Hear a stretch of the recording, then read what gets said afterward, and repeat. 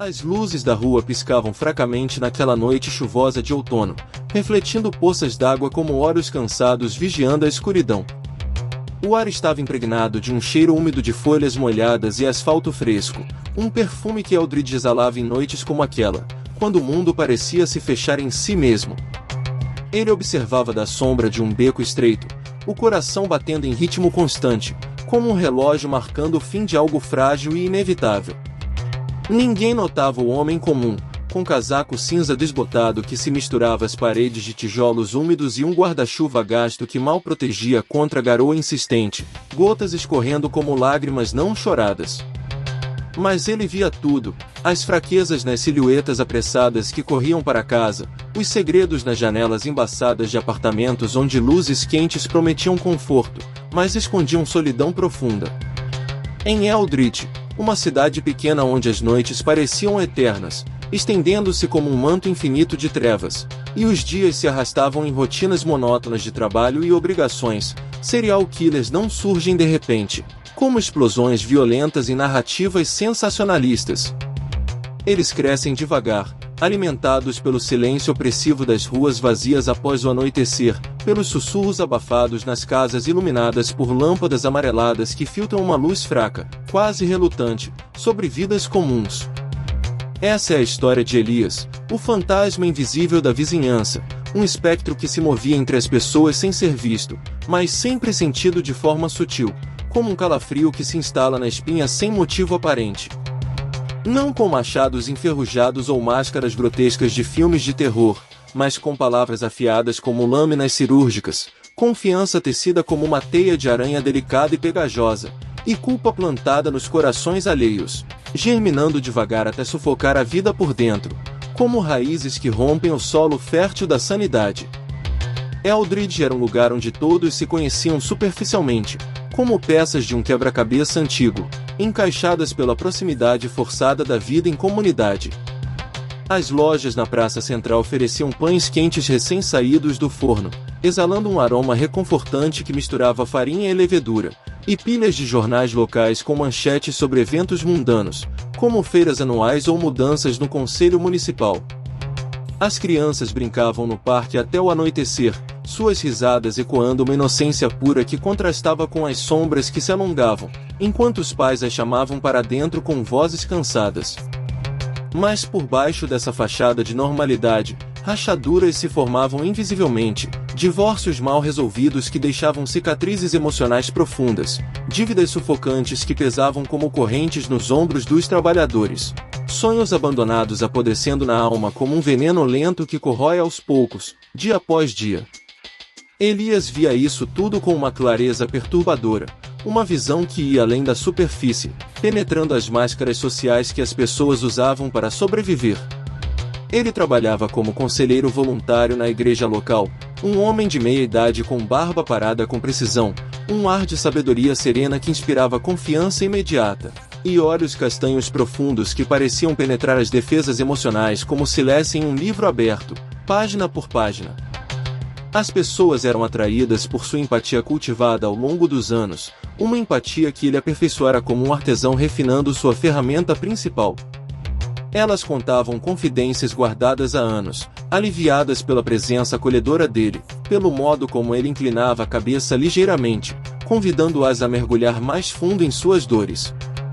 Ele ouvia com acenos compassivos, suspiros empáticos que ecoavam como um espelho da angústia delas, criando uma ilusão de conexão profunda.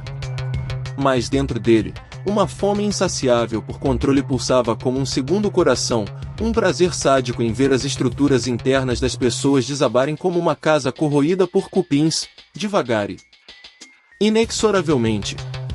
A primeira vítima foi Margaret, uma viúva de 52 anos cujos cabelos grisalhos estavam presos em um coque desleixado, revelando o cansaço acumulado de anos de luto e isolamento. Ela chegou à igreja numa terça-feira cinzenta, o céu pesado com nuvens que ameaçavam mais chuva, os olhos inchados de noites insones e mãos tremendo ao apertar a alça de uma bolsa velha e desgastada, como se carregasse o peso do mundo inteiro ali dentro.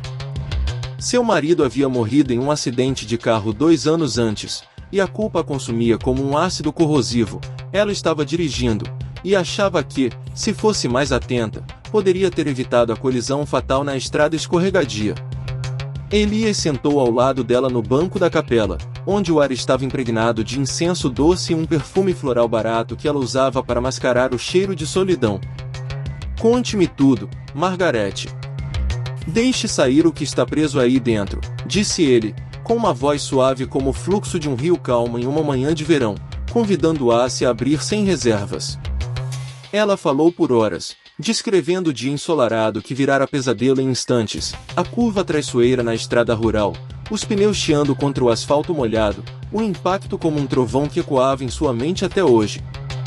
Elias assentia devagar, os dedos tamborilando levemente no joelho como se acompanhasse o ritmo de sua confissão, absorvendo cada detalhe com uma atenção voraz. Quando ela terminou, exausta e com a voz rouca de tanto falar, ele inclinou a cabeça para o lado, os olhos fixos nos dela. "E se fosse sua culpa mesmo, Margarete? Uma falha sua, algo que poderia ter sido evitável se você fosse apenas um pouco melhor, um pouco mais vigilante." As palavras saíram como um sussurro venenoso, disfarçado de sabedoria profunda e reflexiva, plantando a dúvida como uma semente em solo fértil. Margarete piscou, o ar da capela de repente pesado e sufocante, como se as paredes se fechassem ao seu redor. "O quê?" "Eu tentei tudo o que pude", gaguejou ela, a voz falhando, mas a semente já estava plantada, enraizando-se em suas inseguranças. Elias sorriu de forma reconfortante, um sorriso que iluminava seu rosto como uma luz falsa. "O perdão verdadeiro vem de admitir a verdade nua e crua. Você errou, Margarete, e isso é algo que precisa enfrentar para encontrar paz." Ela saiu da igreja tremendo, o corpo curvado como se carregasse um fardo invisível, algo fundamental mudado dentro dela. Naquela noite, em sua casa de paredes amarelas desbotadas pelo tempo, onde fotos antigas do marido sorriam como fantasmas acusadores das prateleiras, ela se sentou à mesa da cozinha sob a luz fraca de uma lâmpada solitária. As mãos trêmulas pegaram um frasco de comprimidos para dormir, prescritos para noites como aquela. Engoliu todos de uma vez, as lágrimas escorrendo silenciosas pelo rosto envelhecido, misturando-se ao amargo da pílula. Deixou uma nota curta na mesa: "É toda minha culpa. Eu falhei." A polícia chamou de suicídio comum, mais um caso trágico em uma cidade que via esses eventos como inevitáveis. Eldridge continuou sua rotina imperturbável, com cafés quentes servidos nas lanchonetes matinais, conversas banais sobre o tempo e o trabalho, como se nada tivesse acontecido. Elias voltou à sua rotina diurna na oficina mecânica, consertando motores enferrujados com mãos calejadas e sujas de graxa, o cheiro forte de óleo e metal lembrando das desmontagens meticulosas que ele realizava na mente das pessoas, peça por peça, até chegar ao vazio central. Semanas depois, veio o segundo, Robert, um homem de 38 anos, pai de 2 filhos pequenos, que escondia um vício em álcool atrás de risadas forçadas no bar neon da esquina, onde luzes piscantes prometiam esquecimento temporário. Ele procurou Elias após um sermão dominical, quando o sol filtrava através dos vitrais coloridos da igreja, pintando o chão em tons vibrantes de vermelho e azul, um contraste irônico com a escuridão em sua alma. "Não aguento mais isso, Elias. Perco o controle toda noite, machuco minha família." Com palavras duras e ausências, confessou Robert, a voz rouca de noites mal dormidas e uísque barato. Elias ouviu com uma paciência infinita, os olhos fixos nos dele criando uma armadilha invisível, o ar parado na sala exceto pelo tic-tac distante de um relógio de parede, marcando o tempo como um coração mecânico. "Você é fraco no fundo, Robert. Seus filhos merecem um pai forte, não esse fardo que você representa. Por que não libera eles desse peso, permitindo que sigam sem você?" As palavras infiltraram-se como um veneno lento, disfarçado de conselho sábio, ecoando as dúvidas que Robert já nutria sobre si mesmo. Robert saiu cabisbaixo, o peso em seus ombros agora maior, como se Elias tivesse adicionado pedras invisíveis à sua carga. Naquela noite, sob um céu nublado e opressivo, ele dirigiu até a ponte velha que cruzava o rio caudaloso, O vento uivando através das grades enferrujadas, carregando o cheiro de água parada e folhas podres acumuladas nas margens. Parou o carro no meio da estrutura, o motor ainda ronronando baixinho, e saltou silenciosamente para as águas escuras e frias abaixo, o impacto abafado pelo rugido do rio. Seu corpo foi encontrado dias depois, inchado e irreconhecível, flutuando contra as pedras. A polícia atribuiu a um acidente causado pela bebida, mais um capítulo triste na crônica local. Elias leu a notícia no Jornal da Manhã, tomando um café fumegante em sua cozinha modesta, um sorriso sutil curvando os lábios enquanto virava a página. A cidade murmurava baixinho sobre as tragédias, mas ninguém conectava os pontos. Ele operava com o terror quieto da mente, um assassino que matava sem deixar marcas físicas, apenas ecos emocionais. Foi então que a investigadora Lena chegou a Eldridge, uma mulher de 42 anos transferida de uma cidade maior, endurecida por anos lidando com casos complexos que testavam os limites da sanidade humana. Seus olhos verdes carregavam olheiras profundas, marcas de noites em claro revisando evidências, e ela era sensível às rachaduras da normalidade aparente, tendo crescido em um lugar similar, onde segredos familiares se acumulavam como poeira sob os tapetes. O chefe Arlan, um homem corpulento com bigode grisalho e uma tosse crônica de fumante, a recebeu em seu escritório que cheirava a cigarro velho e café requentado. Temos 2 suicídios recentes. Olhe os arquivos e veja se há algo fora do comum. Lena folheou os relatórios com atenção meticulosa, as notas de Margaret cheias de remorso autoimposto, o laudo médico de Robert frio e impessoal, descrevendo afogamento acidental. Algo não encaixava no quebra-cabeça. Ambas as vítimas haviam conversado com Elias na igreja pouco antes de suas mortes, buscando consolo em suas palavras. Intrigada, ela dirigiu até a oficina mecânica ao pôr do sol, quando o céu se tingia de laranja flamejante e as sombras se alongavam como dedos acusadores sobre o pavimento. Elias estava limpando as mãos oleosas com um pano sujo, o rosto iluminado pela luz amarelada da oficina. Senhora, perguntou ele, erguendo uma sobrancelha com curiosidade fingida. Ela mostrou o distintivo de policial, o metal frio refletindo a luz. Tenho algumas perguntas sobre Margaret e Robert. Você os conhecia? Ele pausou por um instante, os olhos avaliando-a como se a medisse, e então respondeu, trágico, realmente. Tentei ajudar como pude, oferecendo um ouvido amigo. Eles conversaram sob a lâmpada fluorescente que piscava intermitentemente, lançando sombras dançantes nas paredes de concreto.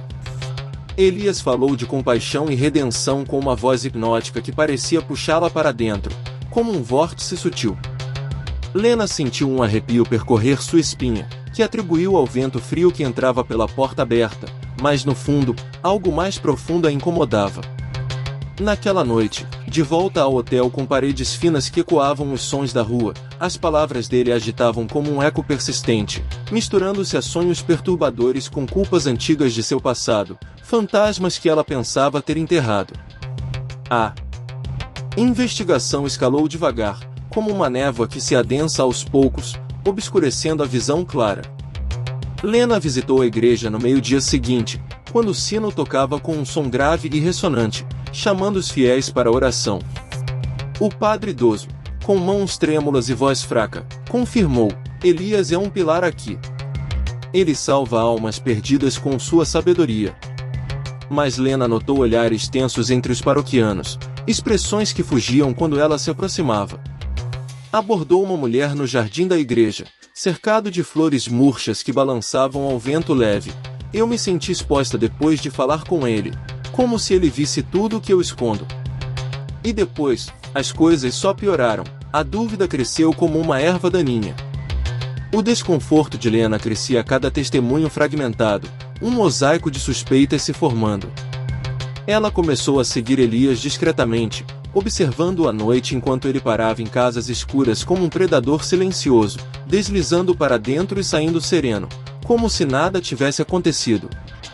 Em um desses dias, entrou em um apartamento modesto no centro da cidade. No dia seguinte, o terceiro obituário apareceu no jornal. Clara, uma professora de 29 anos lutando contra a depressão pós-parto, encontrada enforcada em seu quarto. A nota ao lado do corpo era curta e devastadora: "Não sou suficiente para ninguém." Lena conectou os pontos imediatamente, o coração acelerando com a urgência da caçada. Correu à casa suburbana de Clara, onde a família, ainda em choque, mostrou o diário dela, páginas cheias de dúvidas plantadas por Elias, entradas que ecoavam suas palavras manipuladoras. "E se eu for o problema real na vida dos meus filhos? E se minha fraqueza os estiver destruindo?" Confrontou Arlan no escritório escuro, o ar carregado de fumaça de cigarro. Ele manipula as culpas das pessoas até que se tornem insuportáveis, forçando-as ao limite. Arlan riu descrente, batendo a mão na mesa. "Provas concretas, Lena?" "Sem isso, é só teoria." Determinada, ela instalou vigilância discreta ao redor da igreja e da oficina, câmeras escondidas capturando momentos fugidios. Em uma gravação granulada, viu Elias com Tom, um jovem de 25 anos ansioso após uma demissão recente, sentado em um banco do parque. "Você é um fracasso nato, Tom. Por que não desaparece e poupa os outros do seu peso?" sussurrou Elias, a voz baixa mas penetrante. Tom saiu pálido, os ombros caídos como se carregasse o mundo. Lena o interceptou em um beco úmido, o cheiro de lixo e chuva pairando no ar. "Não ouça ele, Tom. É pura manipulação, uma forma de controle doentio." Tom duvidou, os olhos confusos, dividido entre o alívio e a dúvida enraizada. Ela seguiu Elias até sua casa modesta nos arredores, espiando pela janela. Dentro, fotos de cajudados anteriores arrumadas como um altar profano, troféus de suas vitórias psicológicas. Precisava de evidências irrefutáveis, algo que Arlan não pudesse ignorar. Entrevistou mais ex-pacientes, um após o outro, em cafés quietos ou parques vazios. Uma mulher chamada Sarah sussurrou, olhando ao redor nervosa: "Ele vê suas fraquezas como um falcão e as usa contra você, virando suas próprias palavras em armas." Depois de falar com ele, eu me sentia vazia, como se minha alma tivesse sido sugada. Outra, um homem idoso, descreveu noites de insônia após as sessões, dúvidas que o consumiam até questionar sua própria existência.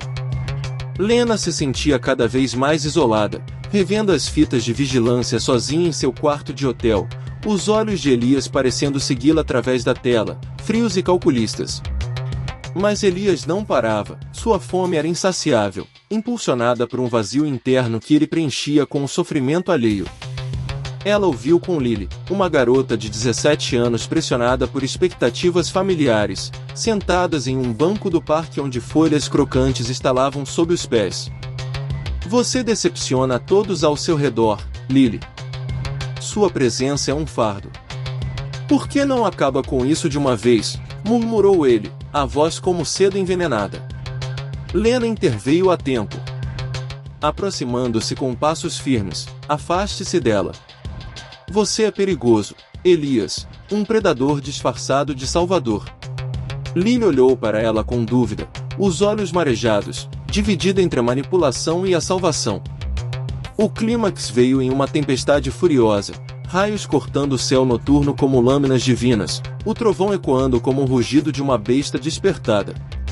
Lena dirigiu até a casa dele sob chuva torrencial, os limpadores de para-brisa lutando contra o dilúvio, a porta entreaberta como um convite sombrio, o cheiro úmido de terra e madeira invadindo o carro. Entrou cautelosamente. "Elias? Preciso falar com você." Ele surgiu da cozinha com uma xícara de chá fumegante nas mãos, o rosto sereno como se esperasse visitas em noites chuvosas. O quarto era simples, com livros de psicologia empilhados em prateleiras, páginas marcadas com anotações sobre fraquezas humanas, e uma foto familiar desbotada na mesa, um lembrete de origens que ele havia transcendido. "O que há atrás aqui nesta tempestade, detetive?" perguntou, oferecendo chá com um gesto cortês. "Eu sei o que você faz, quebra as pessoas por dentro, plantando sementes de culpa que crescem até o suicídio." Ele riu baixinho, um som que ecoou como vidro se quebrando. "Eu só mostro a verdade que elas escondem. Todo mundo tem um abismo dentro de si, Lena, esperando para ser explorado." Avançou um passo, os olhos penetrantes. E você? E aquela parceira morta por sua culpa no tiroteio há anos? Você hesitou, e ela pagou o preço. As palavras reabriram feridas antigas como uma faca enferrujada, o tiroteio caótico em uma operação noturna, o erro de cálculo dela que custará a vida da colega, um peso que Lena carregava como uma âncora. Como você sabe disso? Sussurrou ela, o coração disparado. Eu ouço confissões, detetive. As pessoas contam tudo para mim, e eu guardo, até usar. O ar na sala ficou denso, o trovão sacudindo as janelas como um aviso. Junte-se a eles no abismo, ou me pare de verdade, provocou ele, a voz baixa e desafiadora. Ela hesitou por um instante, o passado nublando seu julgamento, mas então correu para a chuva, o corpo encharcado, ligando freneticamente para Arlan, prenda-o agora. Ele é o culpado por tudo. Mas quando a polícia chegou, Elias havia sumido, deixando apenas uma nota na mesa: a culpa é eterna, e eu sou seu guardião. As buscas foram intensas, vasculhando a cidade e arredores, diários escondidos revelando uma saga de manipulações em cidades anteriores, um padrão de suicídios que se repetia como um pesadelo recorrente. Lena deixou a polícia meses depois, exausta e marcada, mudando-se para uma cidade anônima onde esperava recomeçar, mas os sussurros persistiam em sua mente, ecos das palavras de Elias que questionavam sua própria sanidade. Enquanto isso, ele continuava em outra cidade pequena, tecendo sua teia invisível, encontrando novas vítimas em igrejas e oficinas, plantando sementes de dúvida que germinavam na escuridão. O horror, afinal, corrói devagar, de dentro para fora, transformando o invisível em letal. Eldridge seguiu em frente com cicatrizes invisíveis, a igreja agora evitada por muitos, silêncios desconfortáveis nas conversas cotidianas, um ar de suspeita pairando como névoa. Lena, em seu novo apartamento com vista para uma rua movimentada, olhava pela janela à noite, a dúvida crescendo na solidão opressiva. Quem plantaria a semente nela agora? O tic-tac de um relógio na parede marcava o tempo inexorável, aproximando-a do próximo abismo, um lembrete de que o terror psicológico não tem fim, apenas ecos eternos.